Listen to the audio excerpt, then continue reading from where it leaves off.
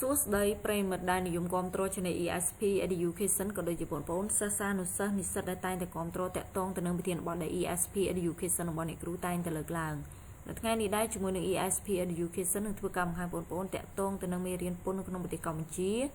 Nó không chỉ nam bị bọn một pay hai bị thiện bọn dương đợt ngay này cứ bắt đầu từ lời trả bốn lượt đã bị vọt. Đại bị sang lấy khảo tạc red tạc on salary. Muốn nâng chấp đào mở bỏ sái chỉ đồng bốn sum nông bốn có đôi chỉ prey mớiជួយចុច subscribe ឬជាបណ្ដឹង channel ESP Education ដើម្បីទទួលបាននូវវីដេអូល្អៗទាក់ទងទៅនឹងជំនាញអ្នកនៃ computer ភាសាអង់គ្លេសនិងគណិតវិទ្យាហើយកុំភ្លេចណាជួយ like វីដេអូនេះផងដែរអូខេមុននឹងចាប់ផ្ដើមមកគូចង់បង្ហាញបងប្អូនទាក់ទងទៅនឹងសេចក្តីណែនាំដែលចេញដោយក្រសួងសេដ្ឋកិច្ចនិងហិរញ្ញវត្ថុលេខ003សហវចុចអពដដែលចុះនៅថ្ងៃច័ន្ទ15រោចខែបង្គន់ឆ្នាំពលឯកសារពុទ្ធសករាជ2563ធ្វើឡើងនៅរាជធានីភ្នំពេញ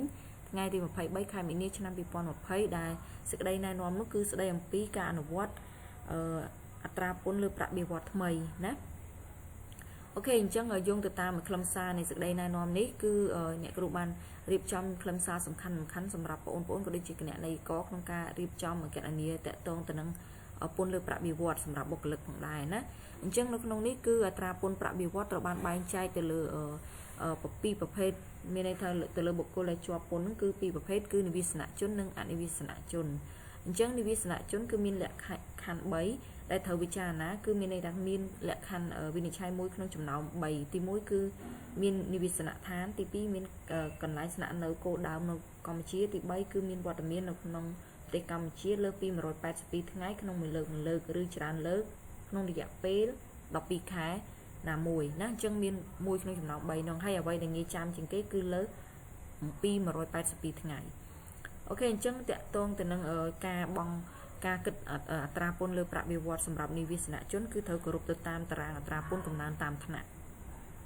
អញ្ចឹងនៅក្នុងតារាងនេះគឺជាតារាងអត្រាពន្ធកំណើនតាមថ្នាក់ដែលតារាងទី1គឺ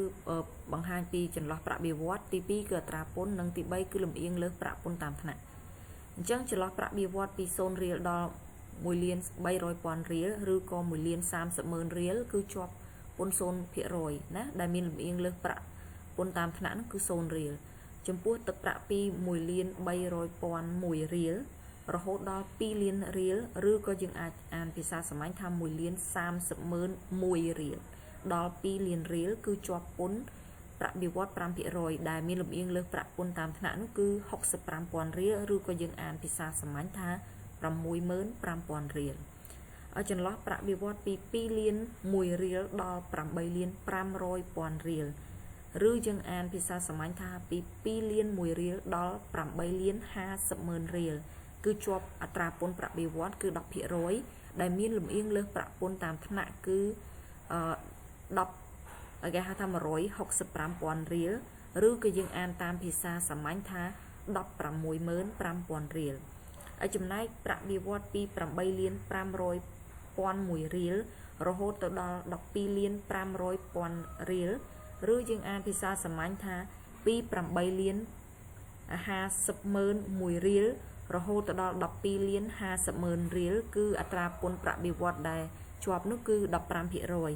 លំអៀងលើប្រាក់ពន្ធតាមថ្នាក់គឺ590,000 រៀលឬយើងអានភាសាសាមញ្ញថា59,000 រៀលណា59,000 រៀលហើយចំណែកប្រាក់បៀវត្សលើសពី12លាន500,000 រៀលឬក៏លើសពី12លាន50,000 រៀលគឺជាប់អត្រាពន្ធប្រាក់បៀវត្ស 20% ដែលលំអៀងលើសប្រាក់ពន្ធតាមថ្នាក់ហ្នឹងគឺ1លាន215,000 រៀលឬក៏1លាន215,000 រៀលណាអូខេអញ្ចឹងនៅក្នុងតារាងអត្រាពន្ធកំណើនតាមថ្នាក់ហ្នឹងមានតែប៉ុណ្្នឹងទេណាតកតងទៅនឹងឆ្នាំ2020នេះដោយសារតែមានការអនុវត្តបន្តមិនទាន់ចេញនៅសេចក្តីណែនាំបន្តចំពោះ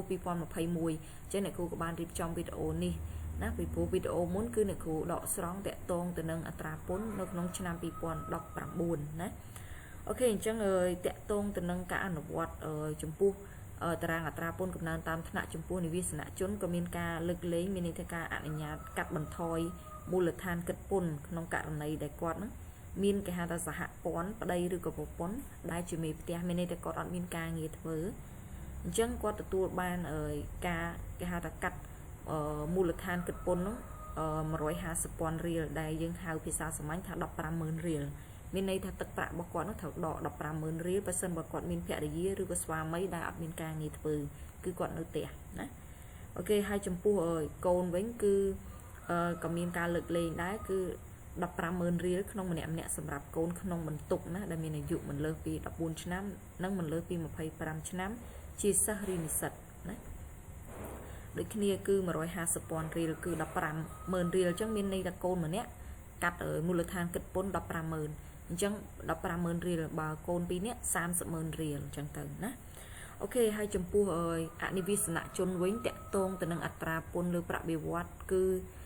គិតថេតាមអត្រាថេគឺ 20% ហើយមិនត្រូវបានអនុញ្ញាតឲ្យកាត់បន្ថយមូលដ្ឋានគិតពន្ធទេ